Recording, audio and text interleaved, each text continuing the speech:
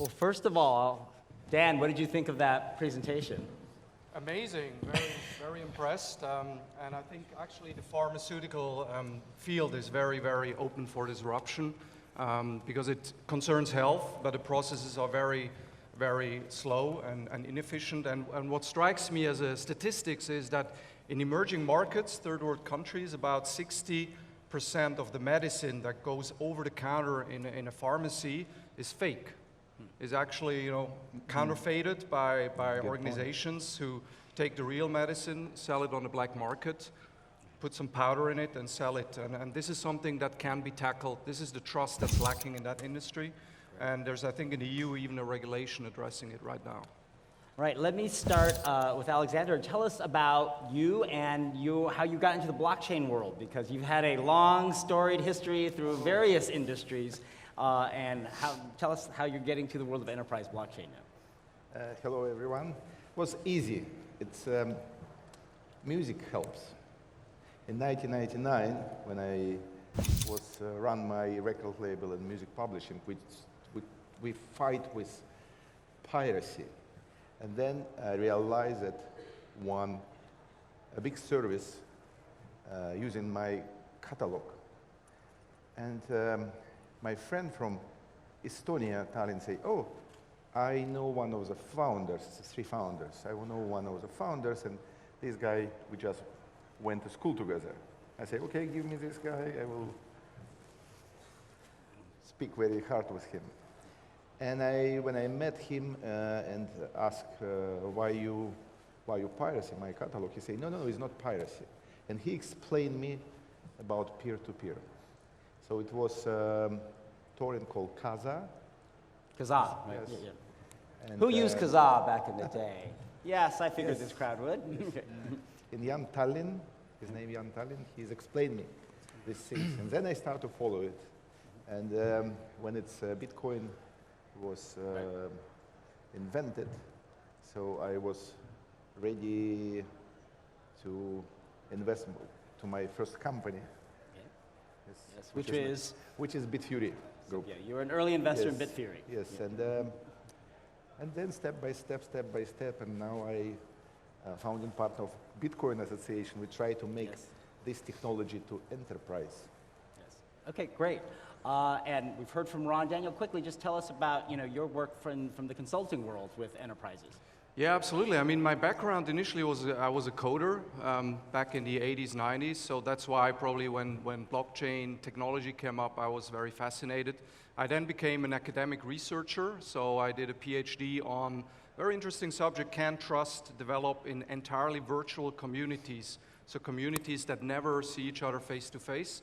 So I was researching that, and then after some startup attempts, I ended up in strategy consulting, which is a very interesting field. Strategy consulting basically means you work as a consultant, but exclusively at the board level, CEO level, and you do basically strategy work, right? So you help companies shape their future growth, also solve maybe technological issues if they want to replace their tech stack and things like that. So one of the first questions I talk with companies a lot about when they approach me, as they did, I was in Moscow last week with Alexander at a blockchain and sports event that he hosted. Great event, by the way, Alexander. And a lot of people come up to me afterwards and say, oh, okay, great, I heard about Bitcoin SV, I want to do this now on the blockchain. But the thing I often say to people first is, not everything needs to be done on a blockchain. It's kind of like the early internet days where everyone wanted a .com. And so I want to ask the panel, we'll start with Ron. We heard about it obviously from the pharmaceutical world, but what kinds of enterprise applications and functionality do you think are best meant for blockchain use? Anything you can think of besides the pharmaceutical world? I think anything that has digital data and financial component of that is just ripe for that kind of an industry, or something that can be taken in a physical form and easily digitized, like a land title or something like that. I think as far as the industries, government is right up there, insurance, publishing, all the standard stuff. But I think the key here is that just the early adopters will be anybody that has electronic data in electronic form that, and I know that sounds funny, data in electronic form, but anything that you are selling that is digitized. Alexander, what about you? What kinds of things do you think are best used for blockchain technology at enterprise level? As I told you, I know the peer-to-peer technology from the... Could you speak up a little bit? We're getting a note to talk louder because of the crowd outside. Yeah, I knew this technology from the entertainment music business, and I will be advocate for media entertainment sport technology, which will be a perfect sector for implement a blockchain technology. For example, you know the term content is king. Yes, content is king in Yes, Hollywood. but the content is king will be in the full power only with help of blockchain, because now platform is king. The Netflix, Spotify, YouTube, they are king. They stay between creators and fans. They keep all data. So creators and filmmakers and movie makers, musicians, they don't know the audience. They have only statistic. So there is so many millions views, so millions downloads, so many visitors and the spectaculars and the theater, but no, they don't know it. So the blockchain will help them, instead of distribution, to give access to his masterpiece, masterwork.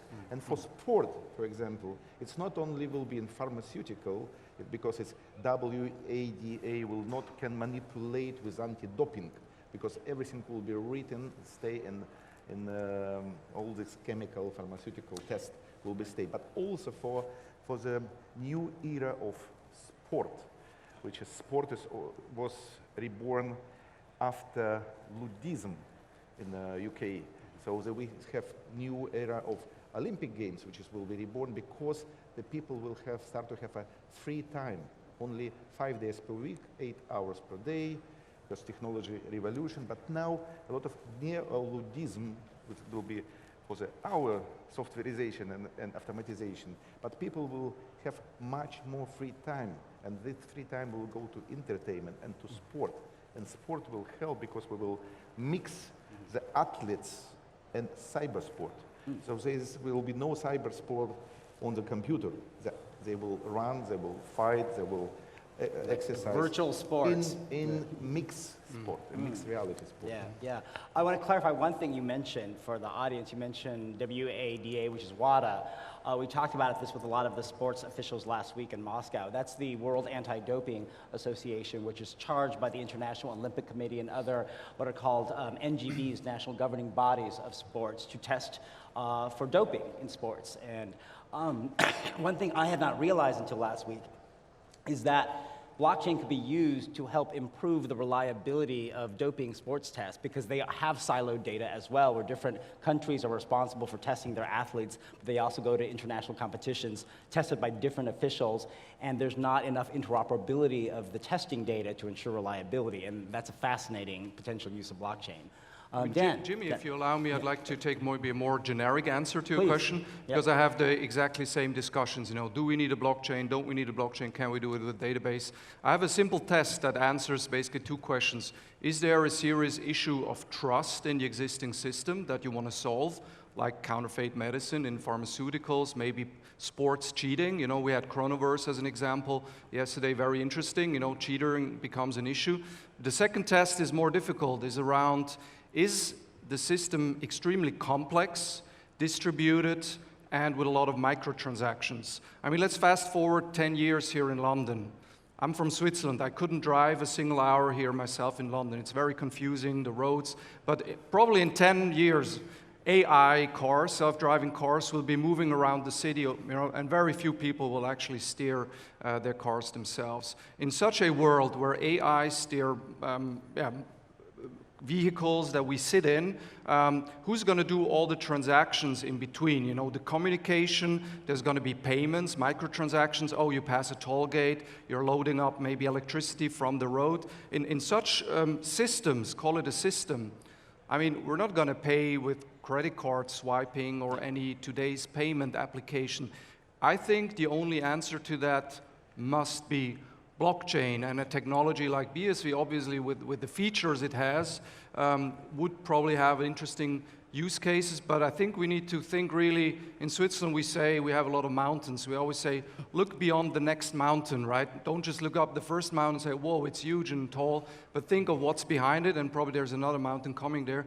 I think the second test is an interesting one because our world in the future will be full of very complex, interconnected, distributed systems that all want to communicate with each other. All the AIs need to, don't bump into me, I'm on a fast track, I pay you if you make way because I want to really get to Strand quickly. All these interactions, transactions will probably have to happen on a blockchain. So now let's dig into how companies evaluate what blockchain or distributed ledger works best for them or their project. Ron, you talked about it a bit in your speech, but can you walk us through your company's process and which ones you considered, if you can tell us, and how you obviously ended up on Bitcoin SV? Yes, so initially I was looking at Hyperledger and hosting it probably within our industry, get a group of our industry players together, and we'd form a Hyperledger kind of blockchain solution, right? Then I started looking, and that, was appealing because you can get high transaction throughput with these, private blockchains and stuff. Then I started looking at a company called Archain, and it was appealing to me because our biggest issue with any of these solutions, and knowing we kind of, after looking at it, we wanted to go to a public blockchain. There wasn't a public blockchain at the time that was advertising that they could do the transaction throughput. Right? So that I knew of. And so I looked at Archain because their solution was going to be this, all these shards, basically multiple blockchains. But as I followed their project and listened in on all their conference calls, they had all kinds of internal issues that never really allowed them to launch. And I think they're getting, I think they're slowly getting there, and we'll see what happens with them. But when I discovered BCH at the time, that was the solution that we were looking for. And that was, the numbers looked good for us as far as what we need. I didn't mention our transaction volume, but as you can see from the numbers, it's huge, right? So we would average something like 5,000 to 6,000 transactions per second will be our need. So that's very important to us that we have a technology underneath that'll support that. Okay. So scale and speed obviously were important to you. Alexander, when you talk to companies now, what are the types of factors they look at to evaluate what blockchain platform to build on, or what do you tell them? I have a lot of cases. If we will use the cases we made for governments of Georgia, governments in Ukraine, we made a decentralized ledger register for land. And for governmental property for Ukraine. So land, you can easily now to buy and sell land and property in Georgia using blockchain decentralized technology via your cell phone. It's very easy. So it's a very good test flight. And also for supply chain, also for marketplaces, it's very important.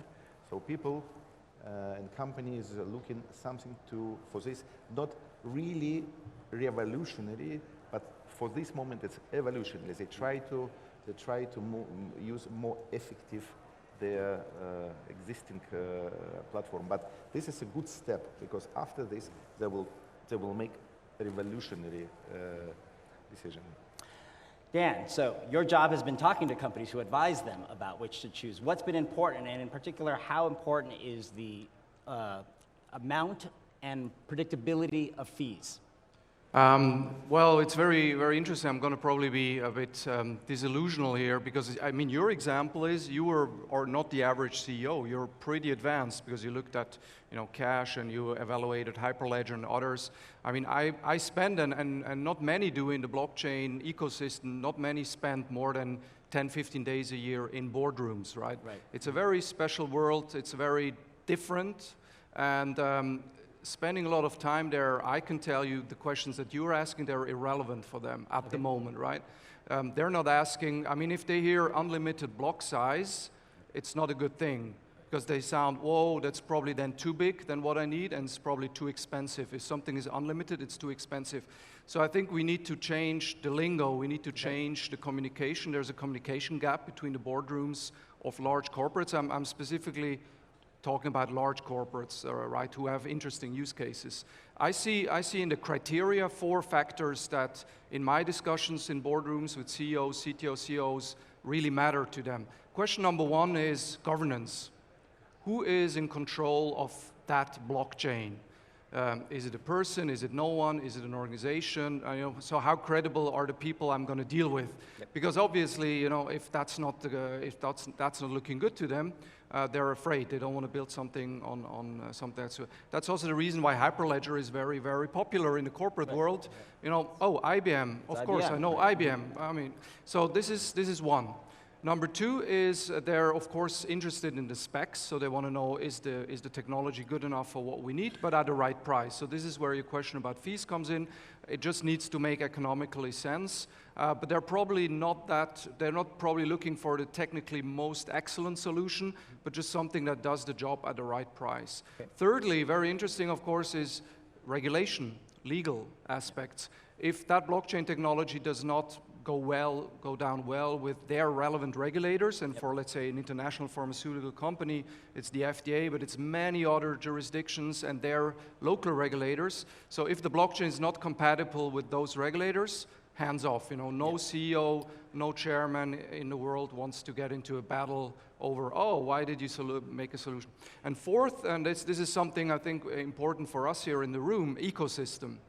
So they're gonna want to find out, how big is the supporting ecosystem. If they decide to go, let's say, with BSV, can they in 6 months hire 5 world-class, top-notch BSV developers in their company, in their IT department?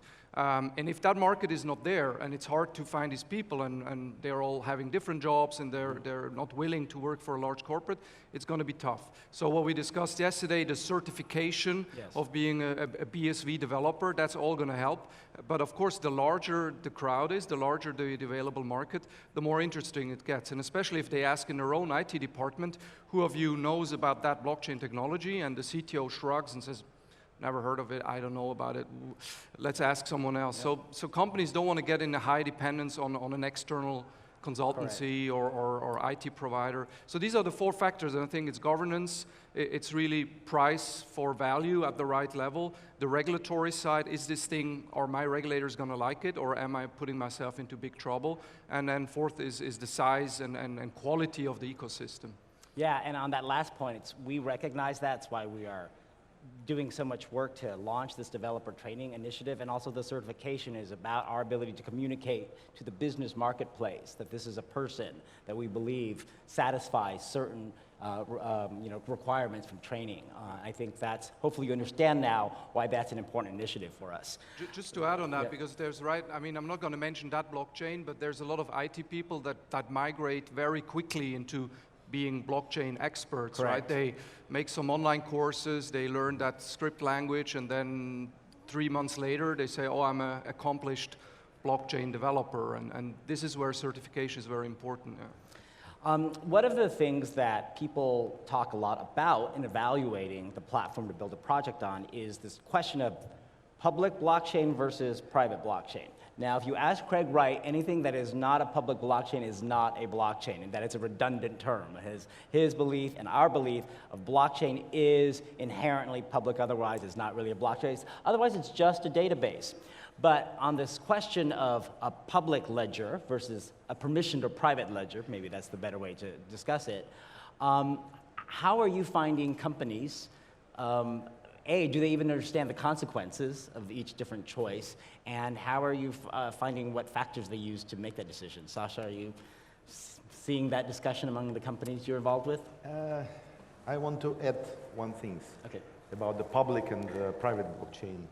The blockchain, Bitcoin blockchain, there is only one infrastructure which was built by all of us. Non-governments, no companies, no big transactional companies, only by us. There is no other technology was built by us infrastructure, and it's only Bitcoin blockchain. All other white papers, it's how say Dr. Wright, is bullshit. so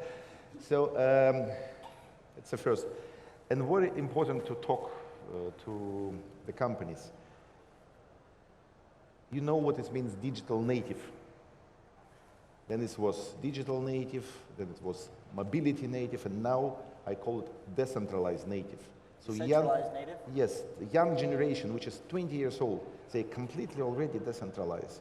They don't like centralization. They completely decentralized by nature, by native. They already good. So every company which run by people, decision maker about 30 years old, easy listen. If you want to target the company, if you see if it's a decision maker, it's a 30, 35 years old, it's much more easy to talk and to explain about the technology, at least for test flight. I see. Ron, obviously you explained a little bit about why you chose a public blockchain. How do you think other industries would evaluate that question of private versus public blockchain? What would you tell them? Well, I think everybody starts out when you're a corporation and you think you need a private one, right? Right. But It's if control, it's the sense of control. Yes, then you have the control. But the further you get into it, the more you understand that, like every corporation in the United States initially probably had their own intranet, right? So if you look at this, the progression of the internet, every corporation put in an intranet, and they discovered over time is that it makes no sense at all to have an intranet, right? You want to be on an internet because then you can talk to all your trading partners, all the stakeholders, very seamlessly. Whereas having an intranet in there is just adding a lot more complexity than what you need. And I think I would make a prediction that in a few years we won't even see private blockchains, right? It'll be public. So hopefully. Good prediction, Ron. Yeah. We like to say we don't want a world of 1,000 blockchain projects. We want one with thousands of uses, right? It's much more useful that way. Yeah. Dan, you'd probably talk to companies a lot about this. I'm sympathetic what Ron says, but I'm willing to bet a bottle of wine in St. Lucia that there will still be a few private, because as you say, it's controllable, and not every use case is world Correct. spanning, right? So for some smaller use cases, but then of course you can always say, why don't you just buy a database? But maybe it sounds cooler, or it makes a nice entry in the annual report to say we have our permission blockchain. Well, they got to check that box. They're going to check it, and no one's going to ask questions from the shareholders. But I think prospectively it has to be public. I mean, think again of the City of London autonomous car driving thing. I mean, if all the car makers develop their own thing, maybe they even gather together, do a permission blockchain, but then these things need to interact with the infrastructure, the roads, the lights, the electricity, etc. So the system becomes more and more complex, and if you build this on a lot of permission blockchains in their own ecosystem, I think we're set up for disaster, right? Oh yeah, I was just going to say that word, disaster. Yeah, disaster. There you go. So I'm willing to do that bet that there will, in 5 years, there'll still be some permission. There's a lot of people in this audience and watching on the live stream who are the builders of the future on Bitcoin SV's blockchain in particular.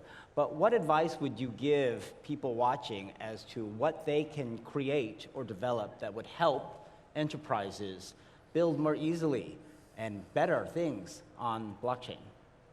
Anyone?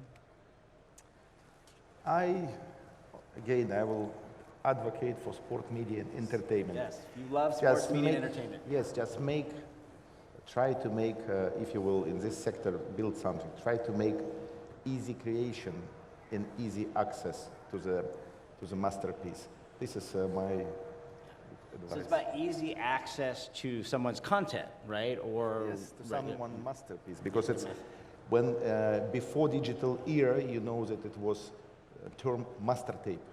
Then in digital era it disappears because you can make unlimited copies, the same quality, and then it's so much piracy and the music master and so tape. much. Yep. But master of the table.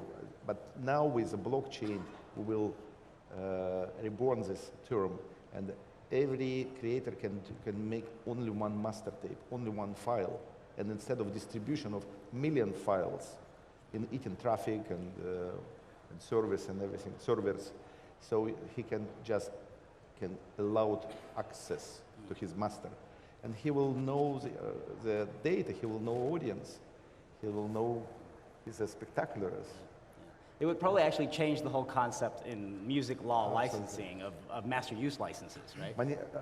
Yes, business model. Yeah, yeah. It's a new business model for what's known in the music industry as a master use license.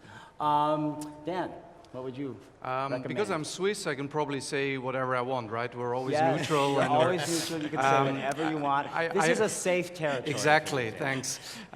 So the motto, as I understood strategically, is it's time to build, right? Yes. And I see there's a risk there because we're thinking build the concept, build it, and then ship it and go to market. I think this technology has so much potential that we shouldn't wait and do now 2 years of building and then go to market. Okay. I think we should go to market now, today, and say where are the interesting use cases, and for builders to build together with large corporates, co-create, right? I see a risk here of just then building solutions and dApps, and then somebody will pick it up, and suddenly a large corporation will say, oh, I love that, I'm gonna use it. Yeah, right. I think it's a good way to just go out there, say, this is what we got, this is what we have good developers. What is your most burning use case, and then let's build together. So it's time to build and engage at the same time. I think that's really where the power would come together, because there's a lot of use cases out there that are ripe, and if we wait too long, if we wait 2-3 years to go out, I promise you most of the large corporates have already built their stuff, because this is now the time when they're all looking at it. Yeah. And since this is your first Bitcoin SV conference and event, Thank you. I'm curious, what do you think about Bitcoin SV now? Well, I'm very, very impressed. Of course, I've been following it from out of Switzerland closely, but I'm very impressed. A lot of interesting talks, especially in the breaks, and interesting presentations here. Yeah, thank you for inviting me. You're welcome. Thank you for being here. And Ron, what would you advise or recommend to our audience about how they can be helping companies like yours and others build? Well, to me, I'm an engineer, I'm always looking towards the tooling, right? So I think like if you're an enterprise and you're looking for an enterprise solution, there's companies like nChain that are perfect for you, right? If you're kind of a hobbyist or a hacker, or you got this great idea but you just want to test out the concept, then something like a Planaria is perfect, right? Right. Where you can just test out the concept and see if it's going to work, and then go get your funding to actually build a solid enterprise behind that. So I think tooling is really important. And also, things like a WordPress kind of a template, right? Where I want to build a website, but I want cryptocurrency e-commerce, Bitcoin SV e-commerce built into it. We're going to see probably templates like that, where you just do your selections of colors and everything like that, and it puts a money button on there, and everything's done for you. Handcash is essentially doing that with Handcash Connect. Right. So I think for me, it's the tooling side of it. That's great. And Alexander, I'll leave you with the last word, because you are known across the world as a very, very accurate visionary predictor of technology trends. He speaks at major events around the world. Well, what's your prediction of what's going to happen with the Bitcoin SV blockchain ecosystem over the next 5 to 10 years? Thank you for the question. I always say now to my colleagues who work with different decentralized technologies, I say you choose some other protocols or technology because you don't know nothing about Bitcoin SV. Please meet Bitcoin SV, and then you will definitely choose the Bitcoin SV instead of every other thousands of different protocols, which is most of them scam or naive scam. So I hope that more and more people every month or every year will join Bitcoin SV, and that will make for them fantastic opportunity, fantastic future. And only we are all together can make a fantastic future for us and Bitcoin SV. Yeah, I think that'll be a great new dawn. Let's give him a round of applause to our panel. Hi guys, I'm Johanna Botta from CoinGeek.com, and I'm here with Alexander Shulgin, aka Sasha, as you're known, a visionary of all things trends in this space. So let's go back to 2009. Did you ever foresee this happening? Everything that's happening with all the different innovations, with all the different apps, the way that you can use it for healthcare or for seafood, supply chain. You know what? Why people call me a visionary? Because in 2008 I published my forecast about electronic money. It wasn't Bitcoin yet, but it's electronic money, and I predict that this will be electronic money because before we will go for cashless, completely cashless. Also, I predict that it will be only 6 different money. It's like European Union, instead of 50 different currencies, they come with a euro. Yeah. I know you're a big ambassador as well to Bitcoin SV. Do you go around talking to different governments in the way that we can implement this blockchain? We just spoke with head of tourism of Russia, and they very exciting to think how it will be work between BSV and Russian tourism or tourism in general. And also the event which we held in Moscow, it's called Blockchain for Sports. Very famous club Tottenham and Tottenham Hotspur, which board member was attending this event. They very exciting about BSV and they want to jump to this sector, and they also waiting more and more information from us because we are know how to use it and what can be offered to them. So let's finger cross. So that's we start a little bit. So I was really honored to be ambassador for media, entertainment and sport sectors, and to match, to tendering BSV and these exciting sectors.